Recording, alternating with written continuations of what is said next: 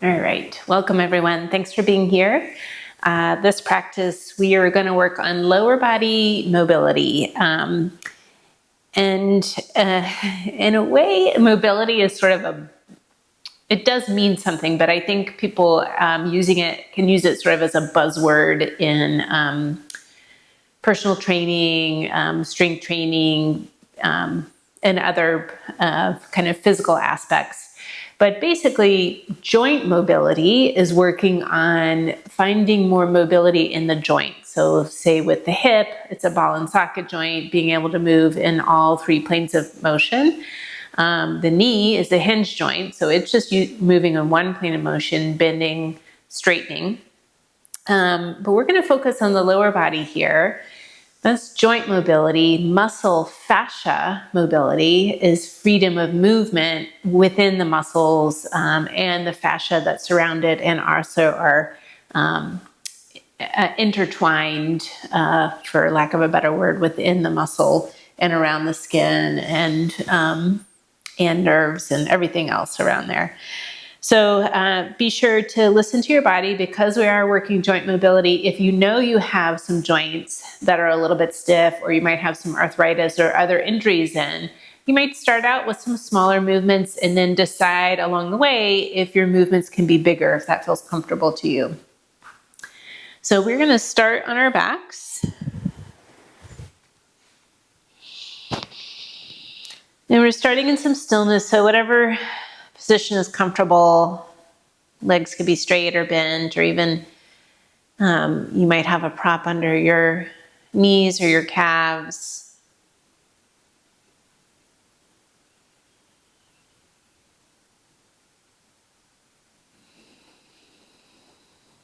Let's take a moment here. Take an inhale through the nose.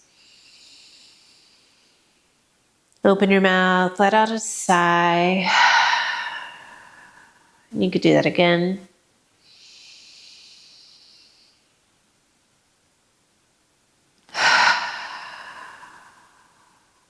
And then breathing through the nose, so closing the mouth here if you can. Breathing both in and exhale through the nose.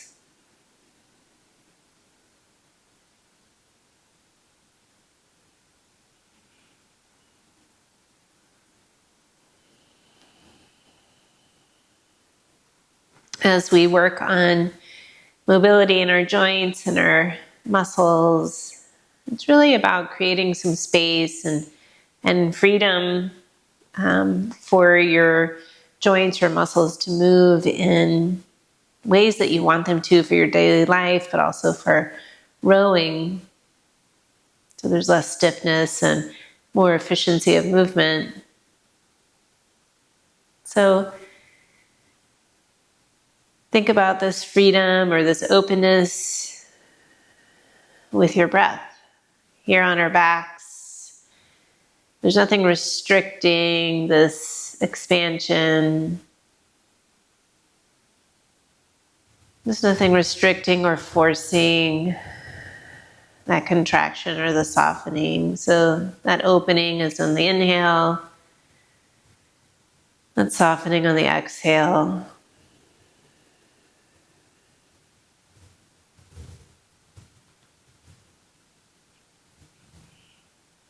Lengthening that breath, slowing it down, not to restrict, but so that you can feel every little second, every little angle, every little bit of expansion, and then releasing as you inhale and exhale. We'll take the next few breaths, setting an intention for your practice. And perhaps you've come to the practice today with your own intention. Feel free to set it. And if not, I offer this, seeking but not forcing openness, freedom of movement in the body. So bringing this thought, freedom of movement, to the front of your mind and breathe with intention.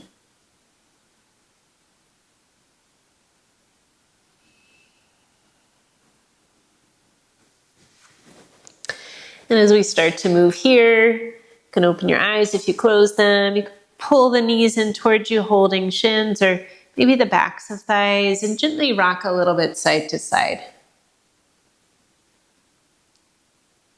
And you could stay with this gentle rocking, smaller little movements here. Or keep the knees in, but bring the arms out. And as you rock your knees over to the right side, you could stretch your left foot out towards that right wall. We'll roll onto the back, knees to the left. You could stretch that right leg out towards the opposite wall.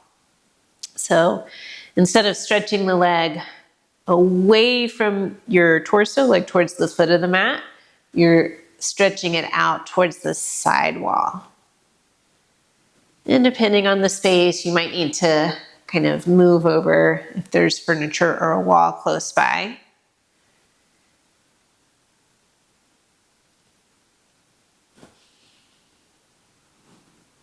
And eventually making your way onto your back here again.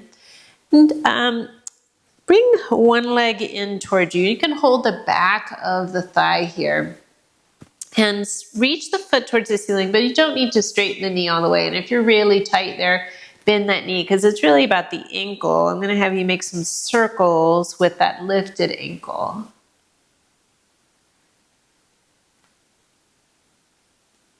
And circle in the other direction.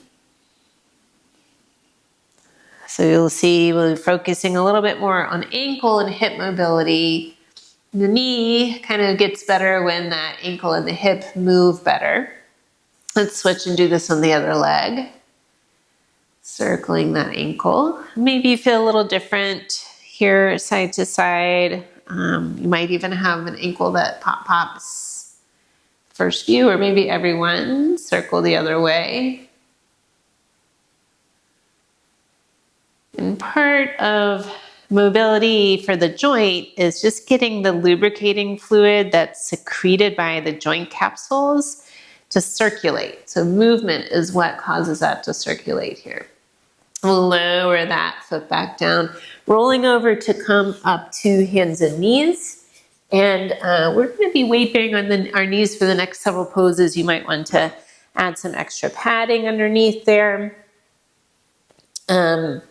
We are starting here in a version of tabletop. We have the wrist under your shoulders. Remember, your options could be loose fist or down on your forearms. We'll bring our left foot out to the side. So my left leg is in line with my hips, and the left foot is flat, toes are pointing forward here. We'll leave the right arm down and bring that left hand behind the head. On the inhale, reach that elbow up towards the ceiling, opening the chest and gaze towards the left. And then on your exhale, bring that elbow towards the opposite wrist. You could bend that right elbow a little bit if you wanted. Inhale, opening back up. Exhale, cross this back over. Do a couple more like that.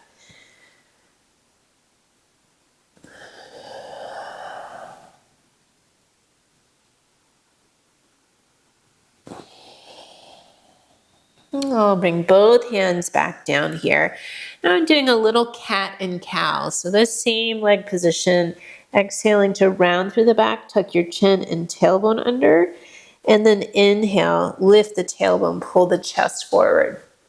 And back and forth a few more. Exhale, rounding through the spine, inhale, arching it downward.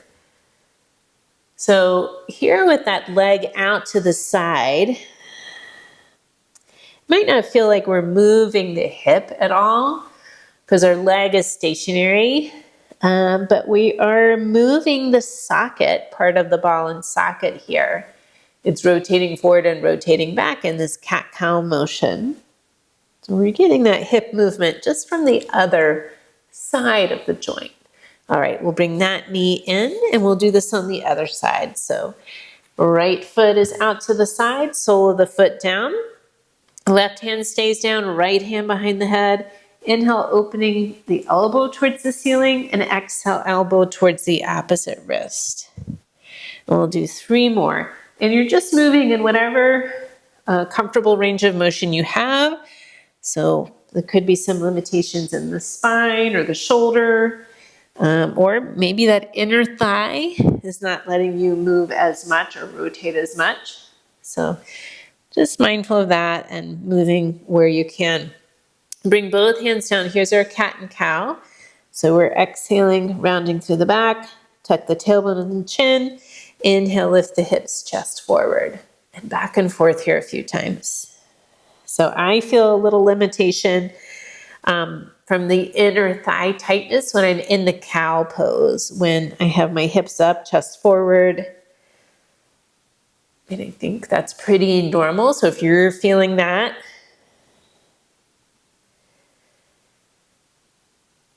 all right, we'll bring that back into neutral here. Both knees down. I'd like you to find child's or puppy pose. So child's is hips over heels, forehead resting down. Puppy is hips over knees, forehead resting down, or somewhere in the vicinity of those positions here. So just keep in mind you can rest at any time during the practice. It could be this resting position or a different one for you. You don't have to do all the things that I'm doing. You could pause and rest. You could substitute and do something else or modify, adapt a pose and movement. We'll add a little side bend. So lift your head, walk your hands over to the left, and then lower that head back down. Now you don't need to stretch out with both arms, but I'd like you to stretch forward and off to that left side with the right arm. You might bring this left hand or fist under the forehead here, especially if you're in that puppy pose or somewhere between child's and puppy. Sometimes that supporting the head here feels better. And just take a few breaths, feeling that openness along the right side of the body. We don't think about the ribs being part of joints, but there's actually 2 joints for each rib.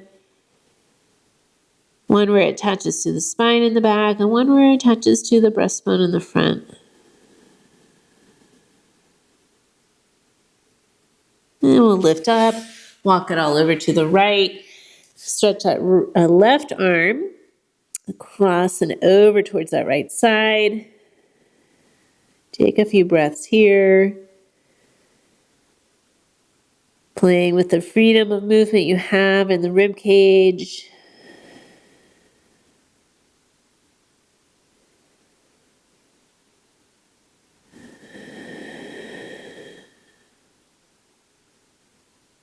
Bringing it all back to center, coming up onto the hands here, a little toe rocking movement. So stretching one leg back, toes tucked under.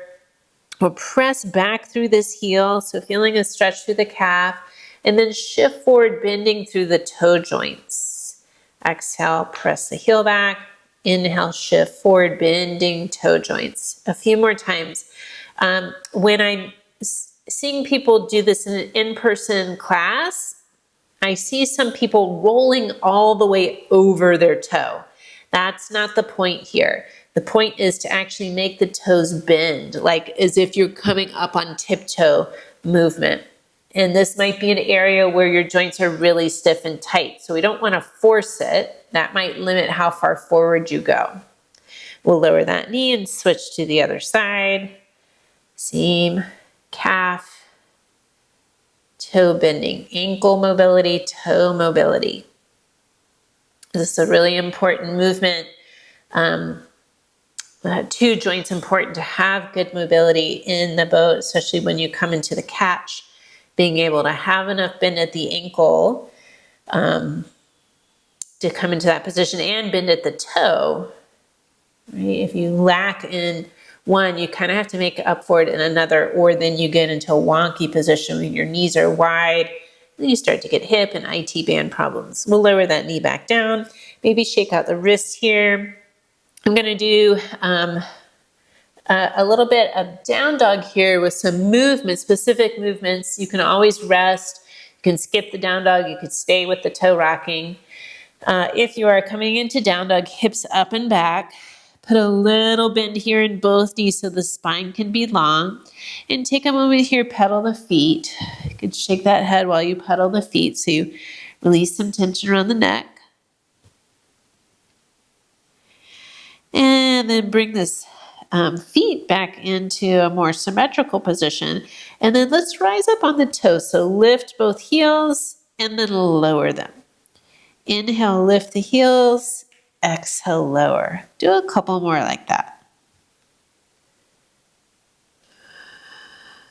Rise up on both toes here. Look forward. We're stepping the left foot to the outside of the left hand. And it might not get there on the first go round. You can always lower that right knee. Help that left foot come forward. It's going to be wide of the hand and probably off the yoga mat. We're rising up here into this upright lunge. Now I'm toe heeling that left leg a little bit wider off the mat. So I'm just going to face you so you can see. So my leg's out like 45-degree angle-ish here. And my right foot is going to be angled over towards the left. We're tucking the tailbone under. So it's like that cat movement we did here with that leg out. Tailbone tucked under, belly button towards spine. Keep that pelvis tucked under and bend through the left knee and then rise back up. So pelvis stays tucked under, we bend through that left knee on the inhale, exhale, coming back up. So staying pretty upright, I'm not leaning to the side or leaning forward. Tucking that tailbone keeps that socket sort of rotated backward. And then we bend through that hip and knee. That position keeps the ball kind of pressed into the back of the socket. And if you have any hip impingement or kind of pinchy sensation on the front of the hip at times, this is a good movement to work on. All right, coming back here through center, and you're gonna toe heel this foot back so foot, knee, and ankle are in alignment with each other. I'm gonna turn so you can see me here from the side. Now, depending on how your toes are doing, you might keep your back toes untucked. If it's feeling okay, tucking the back toes. And this might be a small motion too. If you need to, hand on the wall or a steady piece of furniture, we're gonna shift our hips back.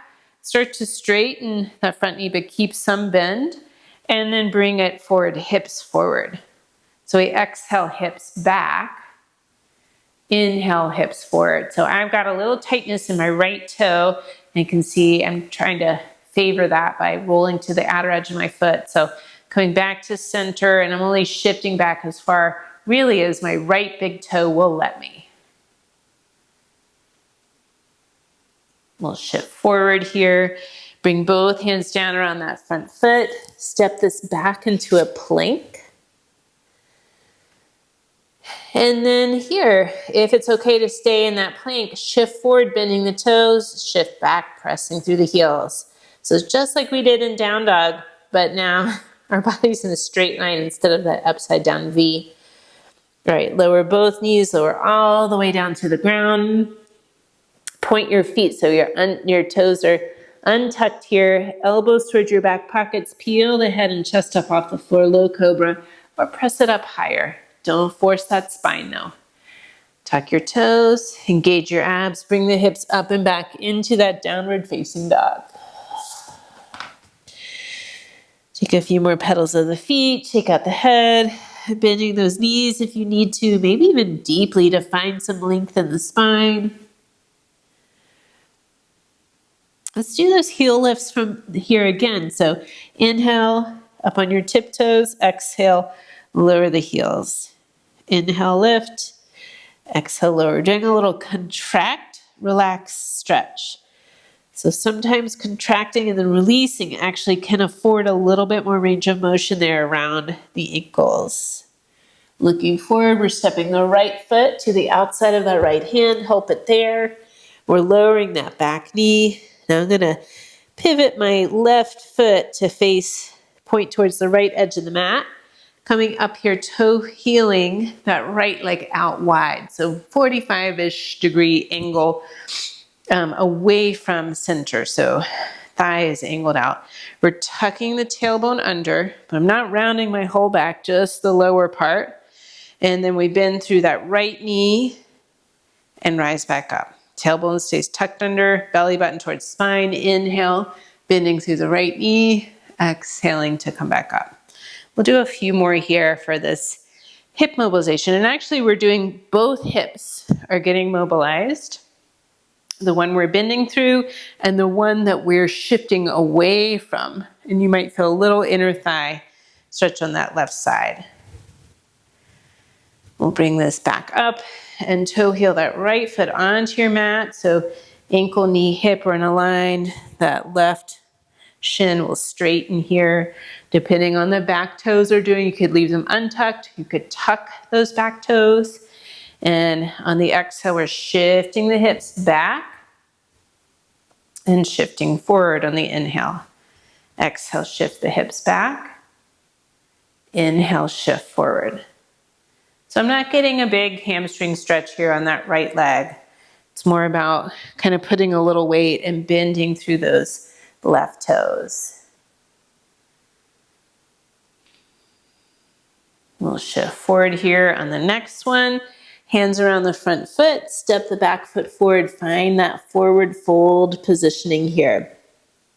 So maybe a little ragdoll knees bent and upper body draped over. You could have hands on blocks or the floor.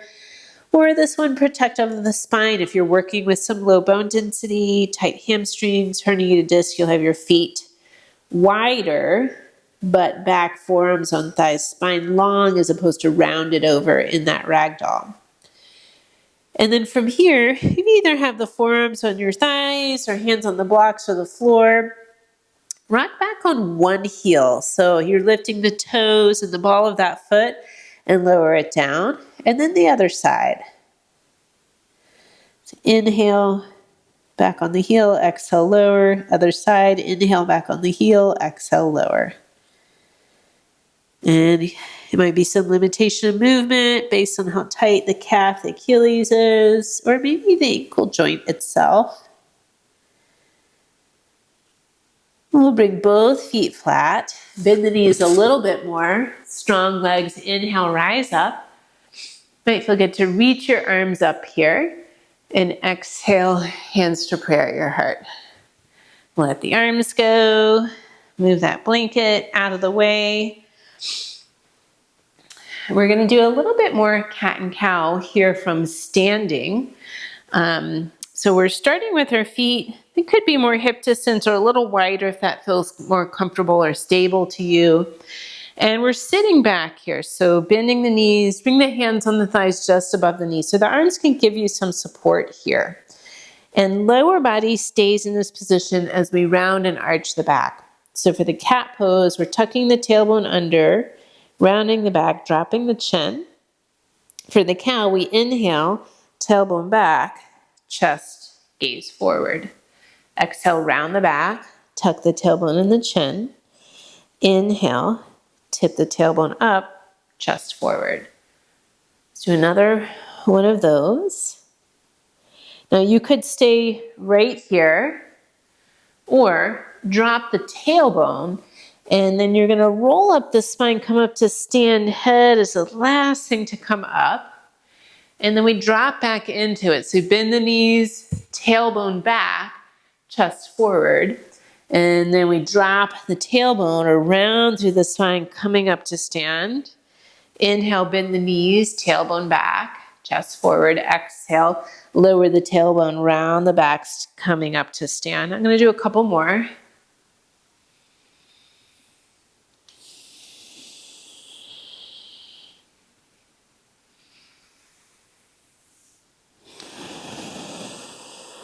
Coming on up to stand. Once you're up, roll those shoulders back and down here a few times.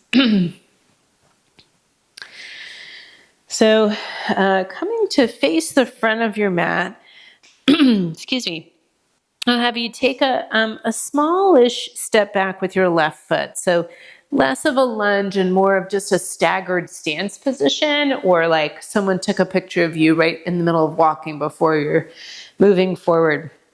So both feet face the front, both knees are straight, hands on the hips to start. We find this Long spine, tailbone down, top of the head up. I'm going to shift forward, lifting the back heel. My toes are bending. And then I shift back, lift my front toes. So I'm rocking back on that heel. We've done these motions already before in our feet. So we inhale, shift forward, back heel comes up. Exhale, shift back, back on that front heel. So here's another way to warm up the ankles and the toes without having to get on the ground in that toe rocking movement we often do towards the beginning of our practice, right? So this could be useful to do before getting in the boat or on the erg, or even before going for a hike or a walk. So you could keep it here, both feet grounded, or next time you shift forward, lift the back leg and then lower and shift back. Focus the gaze on a non-moving spot. Inhale to shift forward. Maybe brief balance on the front foot. Exhale, shift back. Maybe even swing your arms in the direction that you're shifting the weight. And that kind of fluid motion, excuse me, often feels a little bit more natural. Next time you have both feet on the ground, pause here, shake out your arms, roll the shoulders, bend that front knee and take a bigger step back with that left foot. So coming into a crescent lunge, which could either be back heel down or back heel up. It's a longer stance usually with that back heel up. You can see how the toes feel at this point. We want to lengthen our tailbone towards the earth. And that might mean bending that back knee a little bit if your hip flexors are tight. Reach the top of the head up here towards the ceiling. Hands could stay down or they could float up, palms face each other, and then see if you can release any tension in the muscles that run between neck and shoulders. Sometimes I have to bring my hands out a little wider to get that feeling, and maybe even do a tiny little head turn side to side.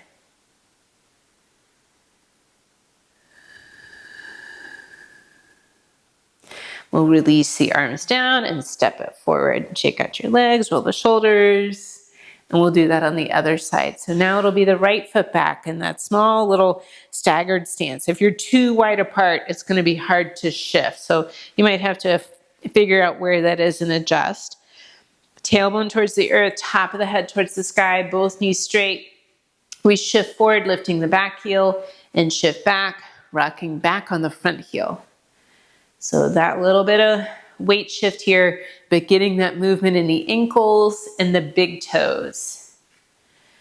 Focusing your gaze here on a spot straight ahead. And we have like sitting bone distance space between our feet. So we're not trying to balance here, like balance beam style. You could stay with this, both feet or part of the feet staying grounded at all times. Or inhale, shift forward, back foot briefly lifts, and then we land, rocking back.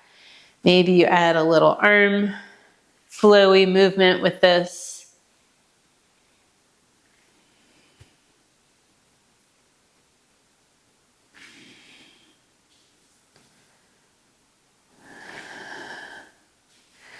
And when both feet are down again, pausing here. Bend that front knee and step your back foot back. So coming into crescent lunge, either back heel down or back heel up. Tailbone towards the earth. If your right hip flexors are tight, you might need to bend that right knee to get the tailbone angling towards the ground. Reach the top of the head up towards the ceiling so we find more length in our waist, more openness in the neck. So as opposed to the shoulders being hunched up, you could keep your hands down because maybe that's keeping the neck relaxed, or let them float up, palms face each other. And then check in again, did the shoulders sort of hike their way up? Can you let them release away from your ears so you feel openness here in the collarbone area? Take a couple more breaths.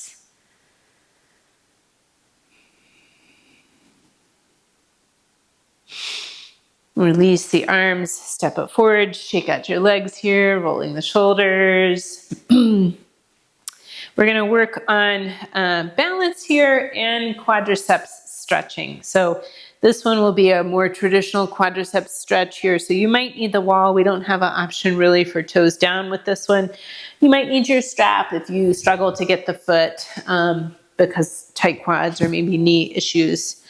So you could be at the wall off your yoga mat here for less squishy surface. Bring one foot forward, spread your toes, shift your weight onto it, and then we're bringing the other foot behind, finding it with the hand, or this might be a good place for the strap. So if you started here at the wall, great. Think about lengthening your kneecap towards the earth and the top of the head towards the sky, focusing your gaze on a non-moving spot, something straight ahead. Maybe you play with the hand coming away from the wall, or you just have one or two fingers here.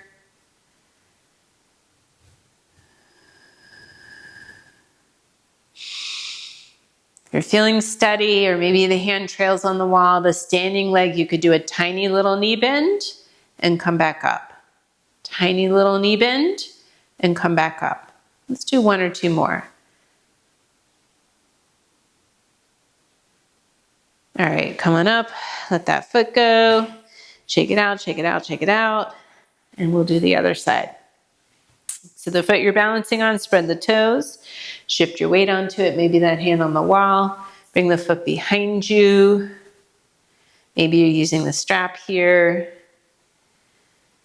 and then check in. Maybe don't look, but can you see if your knee, or feel if your knee is angling out to the side or coming forward a little bit? Think about that kneecap going straight down top of the head towards the ceiling. You could stay here with this, or a tiny little knee bend on the standing knee. Rise back up. Inhale, a little knee bend. Exhale, coming back up. One or two more. Coming up, let that go. Shake it out, roll the shoulders here. And then coming up here to the front of the mat, we're going to have our feet about mat distance or even slightly wider here. And we're sitting back. Bring your forearms here to the thighs. And here, add a tiny little forward-backward weight shift. So we're shifting our weight towards the heels and then more towards the balls of the feet. But my spine is nice and long because I'm pressing into my arms, keeping that length there. You could stay with this tiny little weight shift or make it a little bit bigger. So you shift forward, heels lift briefly, shift back. Maybe just the toes, maybe the balls of the feet come up. Shifting forward and back, small weight shifts, or lifting heels and toes.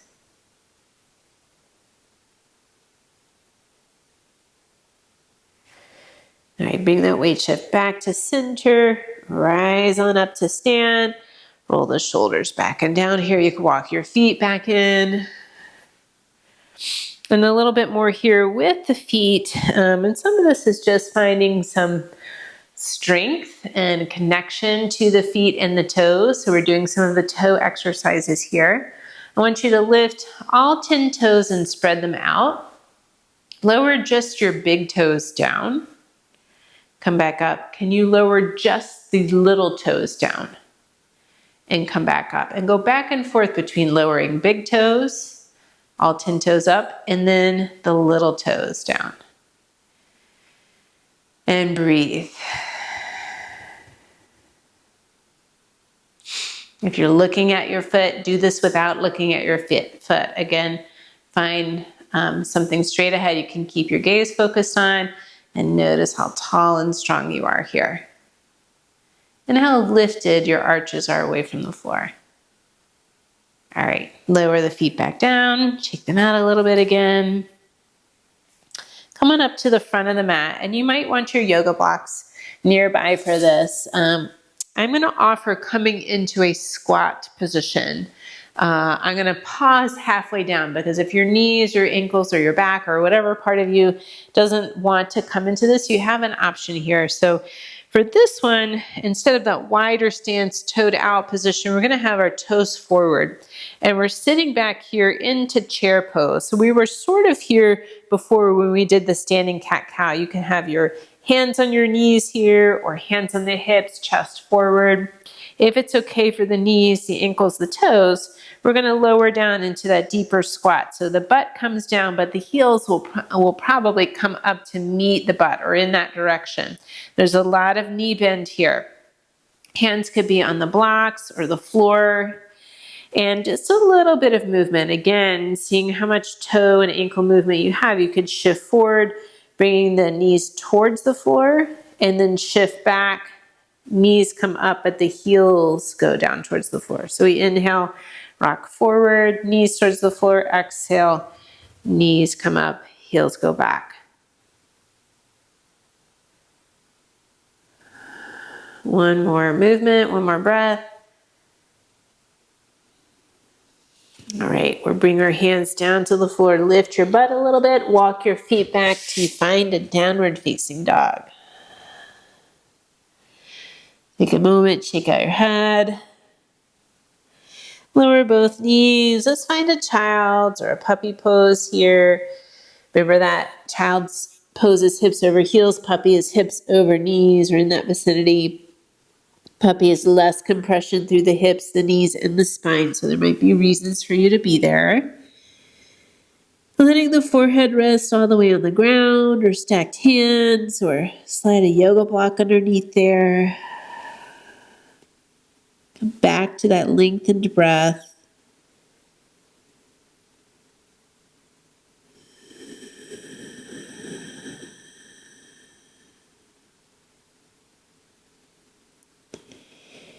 Returning to your intention for the practice, finding some freedom in your movements.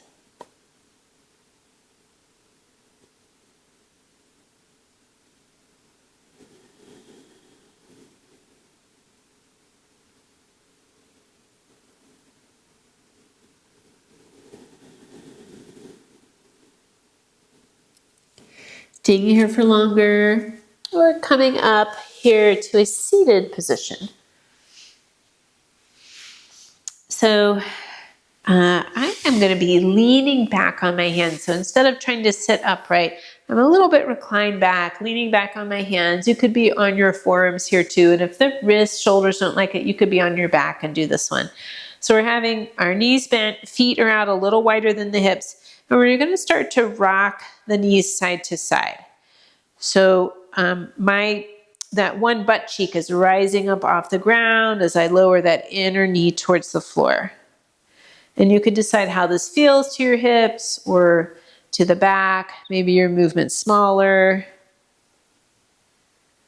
Maybe the foot are closer in or further away from you. Next time the knees go over to the left, let's pause here and then shift your weight onto that left butt cheek. So we've come into this kind of side saddle, side seat position here. And we're turning our torso to square up to the inner knee, so that left knee that's facing up. We'll bring both hands down to the floor here on either side of that left knee. And then we're doing a little bit of movement, a little hinging forward and coming back up. So you might even walk your hands forward here. Maybe bend the elbows. They could come all the way down to the floor. And then we rise back up. So we exhale, bend the elbows, torso folds forward. We inhale, rise back up. We'll do a few more here. If you want a little more sensation, you could kind of walk that left foot a little closer towards the right elbow.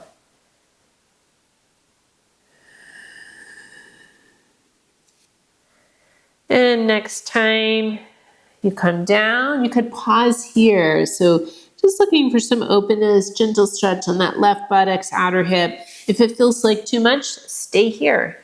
Or come down on your forearms, maybe resting the head on stacked fists or hands. Or slide that yoga block underneath there. And doing a variation of pigeon pose, we typically do something on our back, the ankle over knee. The more traditional pose you'll find in most yoga classes will be to straighten that right leg and square the hips to the floor. My sacroiliac joint, my knee doesn't like that. I'm going with a gentler version that I can control how much sensation of stretch and how much movement I have in my hip joint here. And take a few breaths.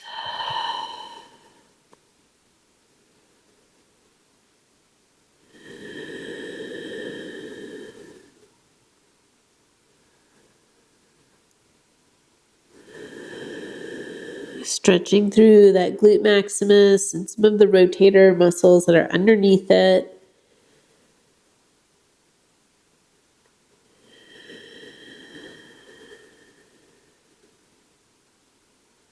And for some of you, might be feeling a little hamstring stretching here, back of the thigh. We're going to press ourselves back up.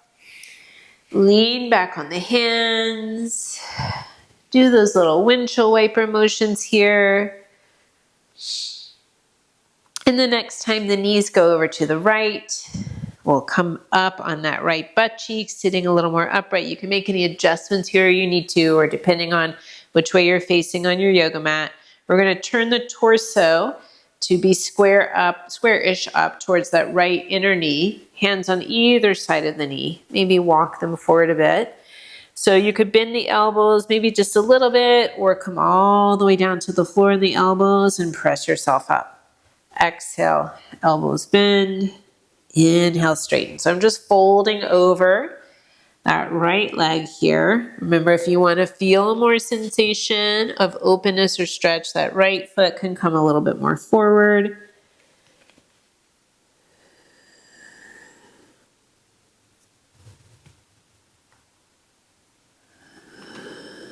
Next time you bend the elbows, you could pause. Maybe you stay on your forearms. Maybe you come back up to your palms.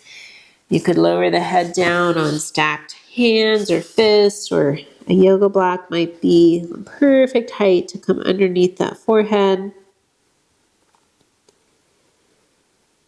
And remember your options. You could always straighten that back leg for a deeper stretch on that right buttocks, outer hip. Come on your back and do an ankle over knee stretch.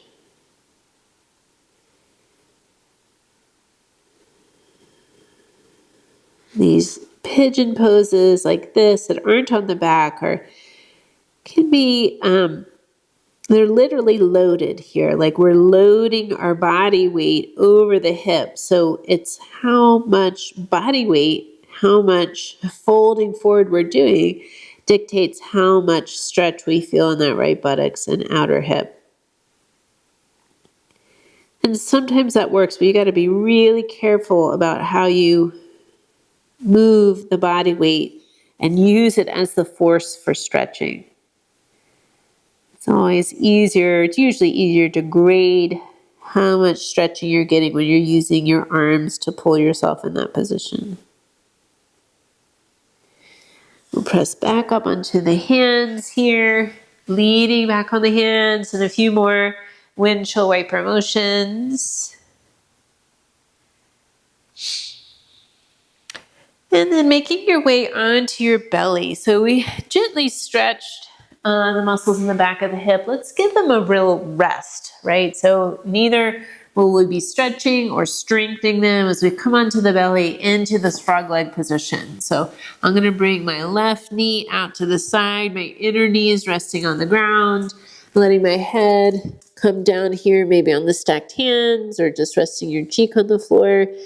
And make some adjustments here if you need to. Sometimes that front hip bone is a little uncomfortable, and I'll have to reposition that right leg or the hip. Could be the knee higher or lower feels better to you, or foot further out or further in. Playing with that. And then once you find the most comfortable spot, which could be on your back. Honestly, you could be in the same shape on your back and maybe a block under that outer knee.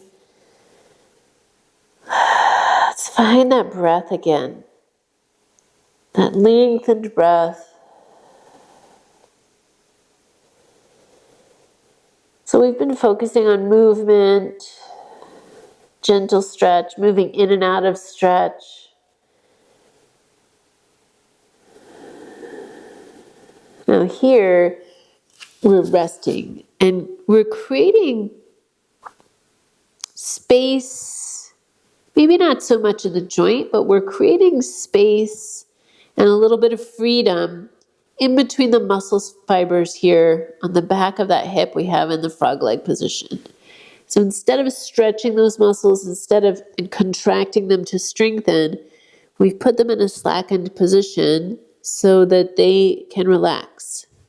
There's no tension put on them, no tension by stretch, no tension by muscular contraction. This is the resting position for that glute maximus, piriformis, other rotator muscles here on the back of that hip. Take a few more breaths.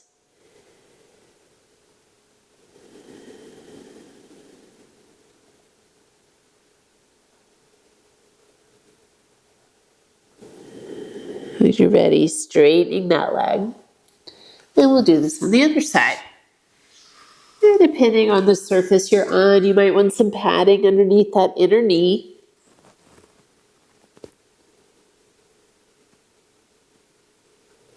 Make any adjustments you need to. Might be different on this side, but closer in or further out.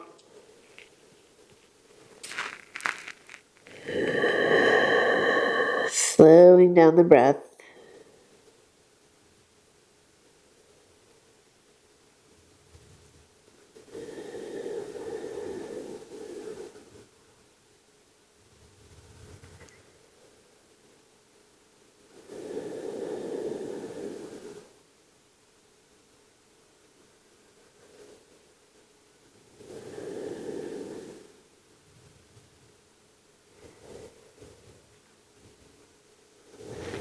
A few more of those lengthened breaths right here.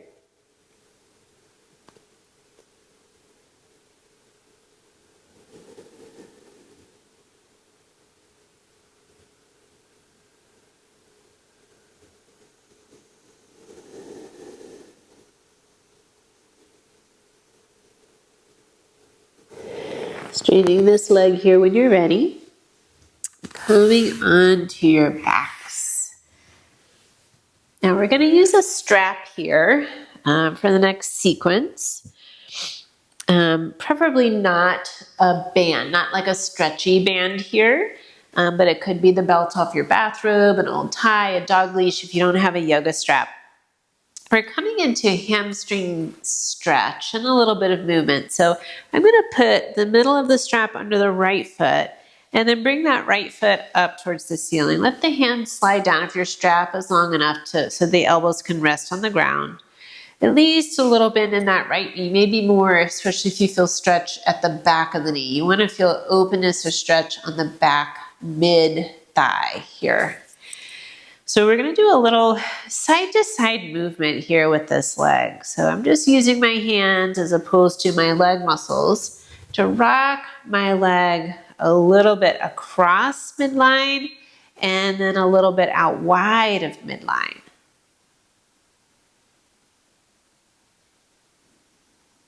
So you might start to feel the different angles, giving you a different sensation of stretch or openness here.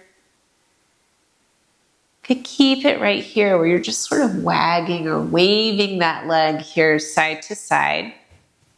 Or next time your leg comes out to the side, maybe let it go a little further and we hold it there. So we get a little inner thigh stretching here on that leg. Keep at least a little bend in the knee, maybe more if you're feeling a lot of inner thigh stretch. And you might need both hands here to hold. Relax the shoulders, the jaw.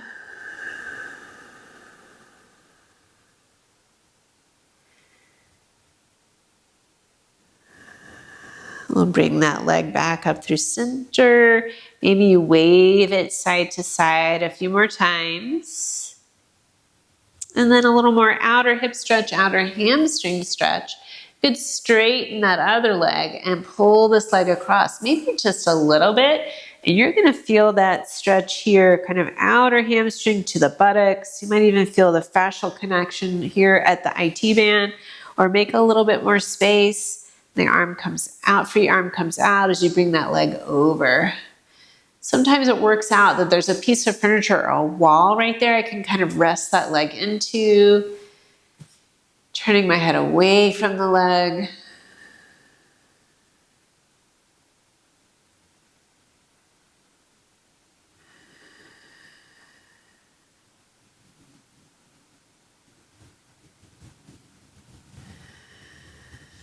And then we'll pull that leg back up through center, switching sides. You could bring that other foot up so you don't have to do this awkward lassoing of that foot. And bring that foot that was in the strap back down. Put at least a slight bend here in that knee, maybe more if you're really tight.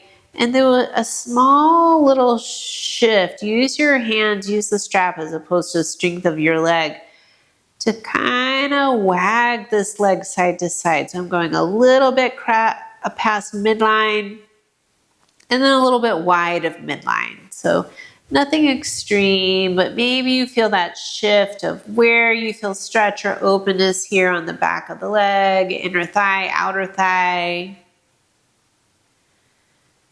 Could keep going with that movement that might feel the best to you, or hold onto the strap in the same side hand and let that leg come out to the side. At least that little bend in the knee, maybe more, so you get an inner thigh stretch here. Maybe there's a wall you rested into and you get to have your hands free. Take a few breaths here.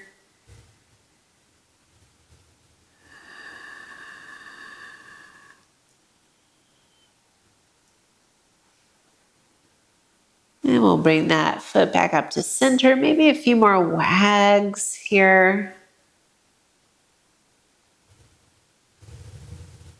And if you want to go over here into the twist, you could straighten that other leg out, bring it over, maybe just a little bit, maybe all the way over. Strap or furniture could hold it up, or it could come all the way down. Other arm out, head turning away from the legs.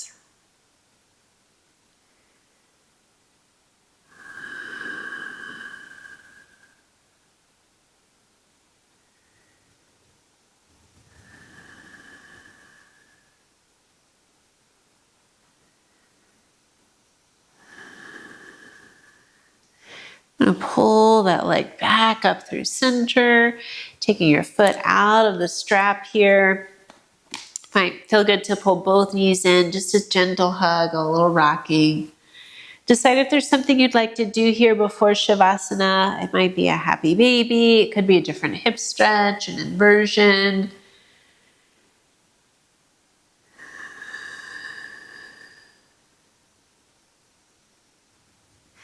And thinking about how you'd like to set yourself up for Shavasana. So if your legs are tired or heavy or sore, sometimes an elevation of the legs can feel good, whether it's legs up the wall or legs up on a chair. If you've got a lot of tension, tightness in the back of the hips, you could be in this double frog leg position on your back, otherwise known as butterfly. Soles of feet together, knees out, maybe the blocks underneath you here. Sometimes one of my favorite ones is kind of the simplest one where I don't need any props rather. I'm in this knock-knee position. So my knees are bent, feet are out a little wider than my hips, and the knees come in together and they support each other. So this way my hip flexors get to rest and turn off. There's no muscles around my hips that are having to work to hold position. It starts to open up my sacroiliac joints at my low back. And that can also feel welcome too. But wherever you've chosen to be, whatever props you're using, you might close the eyes, but it might also feel more comfortable to keep them open. Coming back to that breath we started with, take an inhale through the nose. Open the mouth, let out a sigh. You could do another breath like that.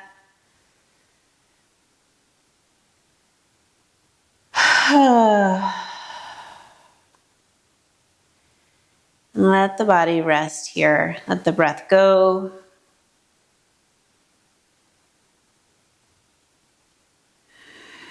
Maybe you're feeling some of that openness or freedom of movement or even just positioning. Appreciating all the movement you have. Rest for the next few minutes.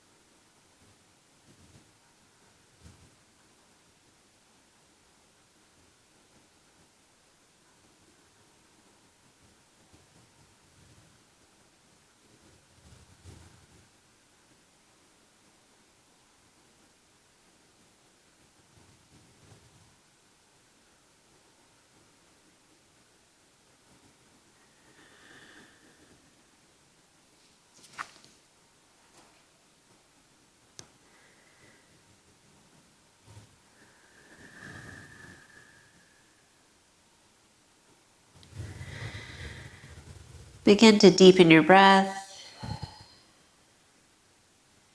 Bring in some gentle movements at the fingers, the toes, the wrists, the ankles. Maybe turning the head. The bigger movements would feel good. You could stretch the legs out, stretch your arms overhead, and inhale, lengthen whole body. Exhale, let it go. Bend the knees, roll to your side, pausing for a moment here. Perhaps taking this opportunity to appreciate your body, your breath, your freedom of movement, your health, your yoga practice. Press up to a seated position. Thank you all for being here, sharing your practice, your energy. The light in me honors the light in each of you. Namaste.